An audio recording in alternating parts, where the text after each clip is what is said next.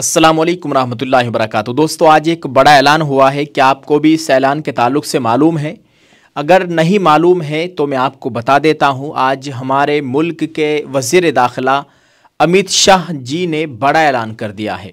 उनके इस ऐलान के बाद बड़ी हलचल सी पैदा हो गई है। मुल्क की सूरत हाल है वो अजीब ही सूरत हाल है। इस वक्त आपको बताते चले, आज 10 फरवरी 2024 है। वज़ीर दाखिला गृह मंत्री अमित शाह ने ऐलान किया है कि लोकसभा इलेक्शन से पहले हम CAA नाफिज करने जा रहे हैं। पूरे मुल्क में CAA को नाफिज कर दिया जाएगा। नाज़रीन, आपको बताते चले कि अप्रैल में लोकसभा इलेक्शन होने वाले हैं।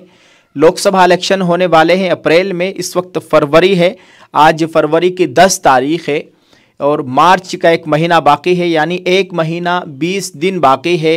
इन 1 महीना 20 दिनों के अंदर ही, यानी अप्रैल से पहले ही ये लोग CAA को नाफिज करने जा रहे हैं।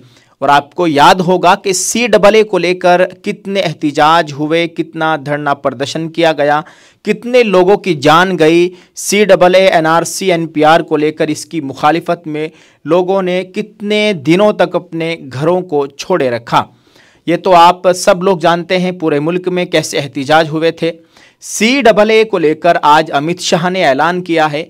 आपको बताते चले, अमित शाह ने ऐलान किया है कि शहरी तरमीमी कानून यानी CAA के बारे में अमित शाह ने कहा है कि 2019 में मंजूर शुदा ये कानून मुताल्लिका कवायद जारी होने के बाद लोकसभा इंतखाबात से कबल पूरी तरह नाफिज कर दिया जाएगा।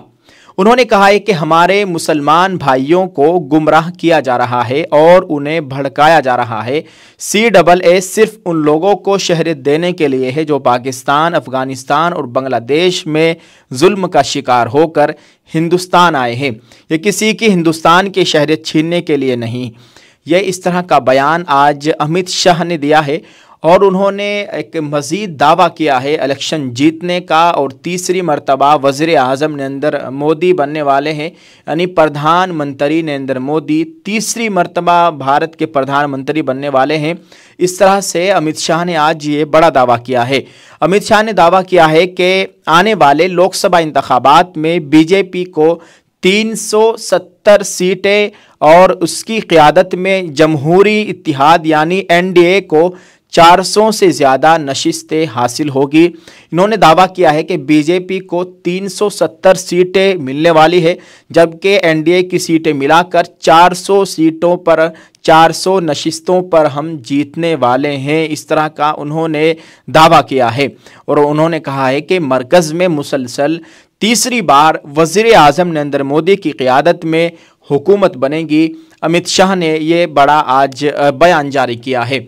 नाज़रीन, आपसे गुजारिश है कि आप के सामने तमाम बातें रखी है। आज का ये बयान सोशल मीडिया पर खूब वायरल हो रहा है और मुल्क के हालात से तो आप बखूबी वाकिफ़ हैं। अल्लाह ताला हमारे मुल्क में अमन व अमान का माहौल कायम फरमाए। आपको याद होगा कि हल्द्वानी के अंदर जो वाक़यात पेश आए हैं वो बहुत ही तशवीशनाक वाक़यात है। अल्लाह ताला रहम व करम का मामला फ़रमाए। आपसे गुजारिश है कि आप इस बात के ताल्लुक़ से अमित शाह के इस बयान से क्या इत्तिफ़ाक़ रखते हैं, कमेंट में ज़रूर लिखिएगा। इससे मुसलमानों को या दीगर मज़ाहिब के लोगों को कितना फ़ायदा होगा, कितना नुकसान होगा इस कानून को लागू करने से। आप इस वीडियो को शेयर कीजिएगा, कमेंट करके अपनी राय का इजहार करें और दुआ करें अल्लाह ताला हमारे मुल्क में अमन व अमान का माहौल कायम फरमाए। अल्लाह ताला हमारे मुल्क के जो मुसलमान हैं इनके ऊपर अपना ख़ास फजल फरमाए। यकीन कीजिए कि भारत का मुसलमान एक अजीब सी कैफियत में जी रहा है और अल्लाह एक इम्तिहान सा ले रहा है।